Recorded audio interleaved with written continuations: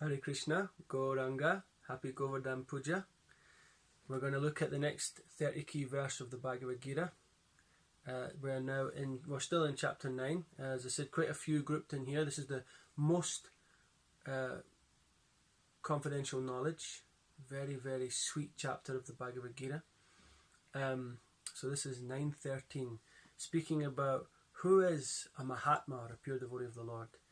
Om Namo Bhagavate Vasudevaya, Om Namo Bhagavate Vasudevaya, Om Namo Bhagavate Vasudevaya. Mahatmanastamam Partha Daivim Prakritim Ashvata Bhajanyananya Manasho Gyanatva Bhutatim Avyayam. Translation: Osana Prita, those who are not deluded, the great souls, are under the protection of the divine nature. They are fully engaged in devotional service because they know me as the Supreme Person of Godhead, original and inexhaustible. Purport by His Divine Grace, Srila Prabhupada Ki Jai. Namo Vishnu Padaya Krishna Prasthaya Putale Srimati Bhaktivedanta Swami Iti Namane Namaste Saraswati Devi Gauravani Prachalini Nirvashesha Shunyavadi Pasha Chadisatani Jai Shri Krishna Chaitanya Prabhu Nityananda Shri Advaita Gadadhar Shivasari Gaura Bhaktavinda Hare Krishna Krishna Krishna Hare Hare Hare Ram Ram Ram Hare Hare Mukham Karoti Vachalam Pangum Langaiti Garim Yat Kripata Maham Vande Shri Gurum Dinatarinam Paramananda Madhavam Shri Chaitanya Ishwaram Nama Shreshtam Manamapi Sachiputra Atra Swarupam Rupam Tashagrajam Uruparim Maturim Goshtavatim Radha Kundam Girivaram Horadika Madhavasham Prapto Yasha Pratita Kripaya Shri Gurum Tam Natoshmi Namo Vishnu Padaya Krishna Prasthaya Putale Srimati Janananda Goswami. So Prabhupada says here, in this verse, the description of the Mahatma is clearly given. The first sign of the Mahatma is that he is already situated in the divine nature. So later on in the Bhagavad-Gita we'll hear about becoming supremely, being situated in the supreme transcendence and feeling supremely joyful. This Brahma Bhuta Prashanatmana Sochitina Kankshiti, this is one of the key verses, so we'll hear this one further down the line. So this Mahatma, this pure devotee, is fully situated in Krishna consciousness, fully realized in his connection with Krishna, free from all vices and free from the tendency to criticize, as we hear in the Nectar of Instruction. And it says here, he is not under the control of material nature. How is this affected? That is explained in the 7th chapter. One who surrenders unto the Supreme Person of Godhead, Sri Krishna, at once becomes freed from the control of material nature. So I pulled one verse there from Shloka from the 7th chapter just to illustrate this point. This is 7:30. It says, Sadi Bhuta Daivam Mam Sadi Yagyam Chaye Viduhu Prayana Kali Peche Mam Te Vidur Yukta Chetasaha. Those in full consciousness of me, who know me the Supreme Lord to be the governing principle of the material manifestation, of the demigods, of all methods of sacrifice, can understand and know me the Supreme Person of Godhead even at the time of death. And Prabhupada just says in the purport, just for emphasis here, persons acting in Krishna consciousness are never deviated from the path of entirely understanding the Supreme Person of Godhead. Right? So, of course, when we say Krishna consciousness, sometimes we must, not misunderstand. When we say devotee, devotee means devoted. Devotee means aspiring to try and surrender to Krishna. Vaishnav is a very different thing. So these pure devotees, these devotees who we give our life to, who we surrender to, who we take instruction from, take shelter from, this is the level of can never be deviated, can never be broken in their Krishna consciousness. This is this heavy with knowledge that every day for the last 50 years, 30 years, 40 years, they have been on that highest level of Krishna consciousness, and still they're going for it to this very second. That's the pure devotee. That's the devotee who there's no question of anything else. That is the qualification. This was in the back of that I once becomes freed from material nature. That's the qualification.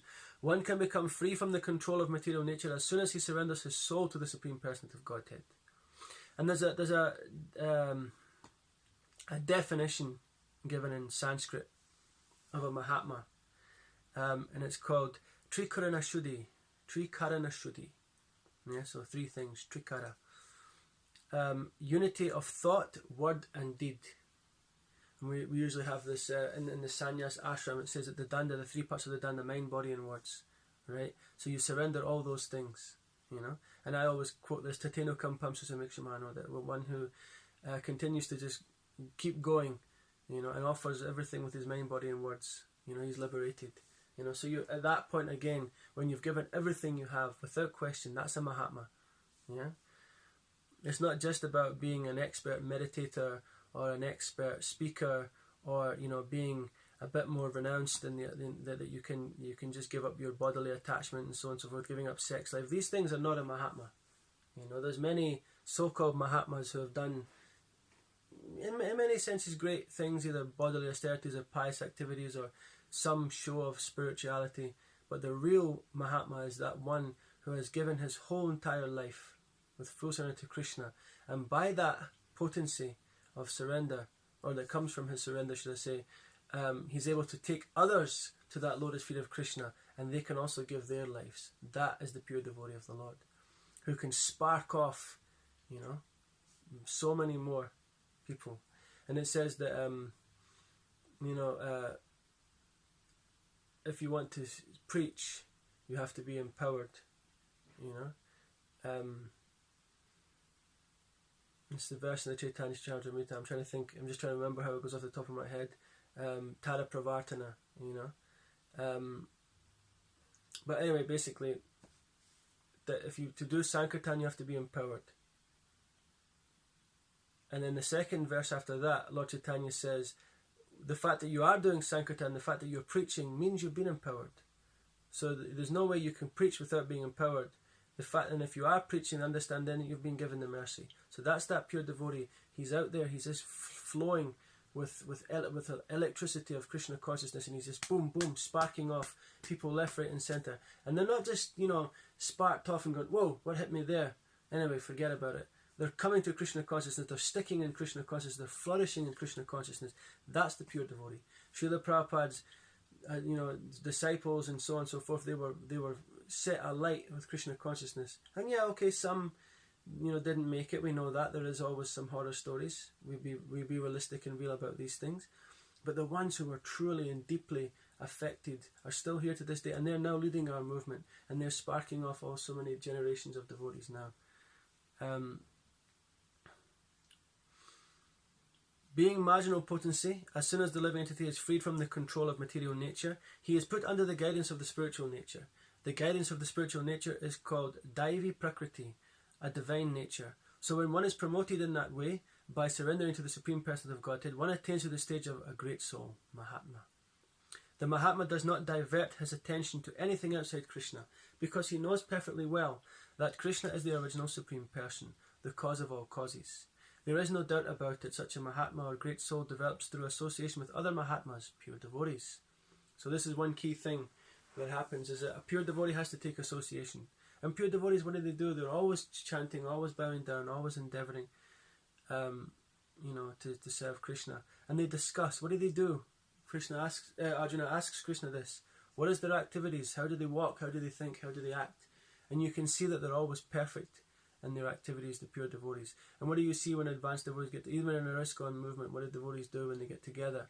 They sit down, they take prasadam, they discuss Krishna Katha, or every chance they get, they try to preach. This is the sign of advancement. This is the sign of really grasping what Krishna consciousness is, this real need to get out, because we're desperate to take any chance we can to preach, to be Krishna conscious, to connect more, and to connect others, And they're not, you don't see them acting frivolously, they don't waste their time, they certainly don't, talk any loose talks or nonsense talks. It's all geared every second, from the minute they wake up in the morning for the minute they take rest at night, is geared towards advancing themselves and others in Krishna consciousness.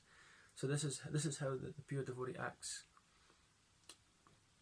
Pure devotees are not even attracted by Krishna's other features, such as the four-armed Mahavishnu.